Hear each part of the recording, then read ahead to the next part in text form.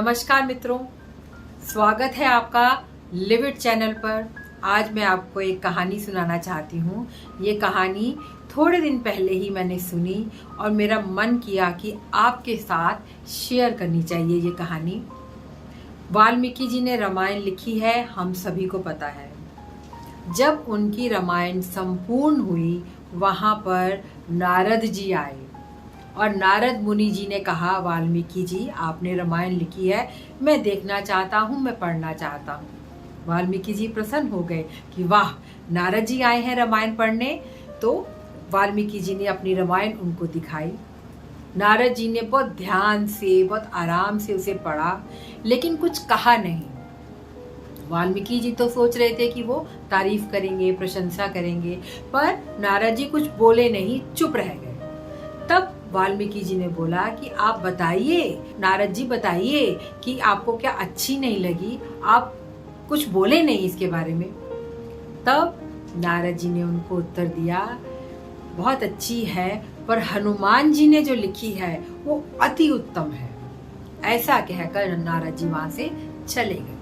अब वाल्मीकि जी सोचने लगे, मुझे जरूर जाके हनुमान जी की भी वो रामायण जरूर पढ़नी चाहिए। तो वो चल पड़े हनुमान जी के पास। हनुमान जी हमारे तो राम भक्ति में लीन थे, वो तो राम भक्त हनुमान है, तो वो अपने राम नाम में व्यस्त थे।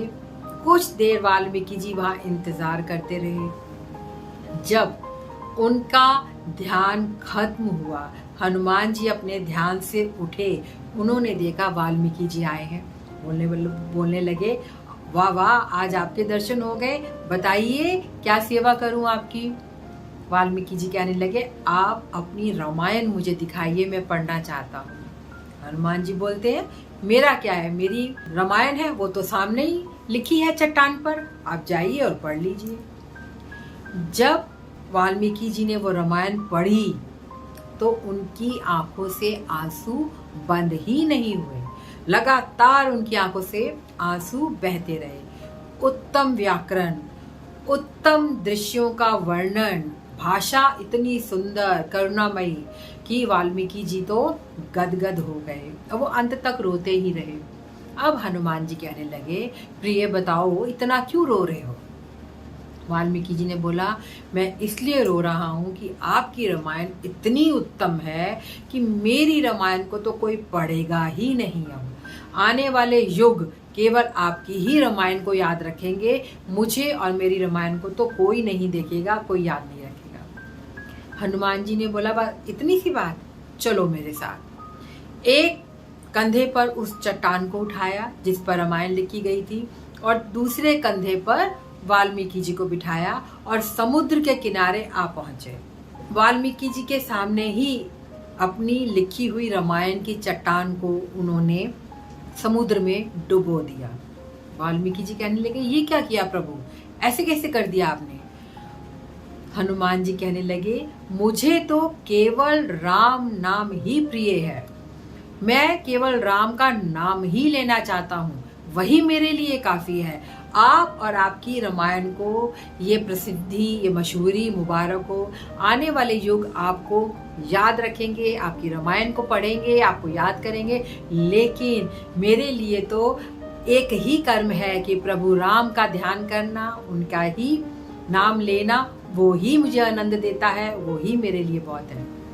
और सच में देखिए, ऐसा उदाहरण और कहीं नहीं मिलता कि केवल राम का नाम जपते हुए, रटते हुए भक्त हनुमान स्वयं भगवान बन गए। ऐसी भक्ति की परिकाष्ठा और कहीं नहीं है कि स्वयं भक्त जो है भगवान बन जाए। तो राम के नाम में राम से ज्यादा शक्ति है। इसको हम अपने ऊपर इस तरह से ढाल सकते हैं कि अपना काम ईमानदारी से करते रहिए और चुपचाप से, अच्छे ढंग से और बहुत ही उत्तम तरीके से भगवान को भी याद करते रहिए और अपना काम भी करते रहिए। ये ना सोचें कि हम मशहूर होंगे कि नहीं, हमें प्रसिद्धि प्राप्त होगी कि नहीं, हम चार लोग हमको याद करेंगे कि नहीं। आप अपना काम ईमानदारी से करते रहिए और बाकी सब कुछ प्रभु पे छोड़ दीजिए, क्योंकि राम का नाम तो राम से भी पावरफुल है, राम से भी ज्यादा बड़ा है। तो राम का नाम रटते रहिए, अपना काम करते रहिए और प्रभु राम के चरणों में अपनी हाजिरी लगाते रहिए। अगर आपको मेरी कहानी अच्छी लगी, आप मेरे चैनल को सब्सक्राइब कीजिए, मेरे चैनल को लाइक कीजिए और शेयर कीजिए इस कहानी को। जितने ज़्यादा लोगों को ये कहानी सुनने को मिलेगी, उतना ज़्यादा ही सभी राम का नाम लेते हुए आगे बढ़ेंगे और अपना कर्म करते रहेंगे।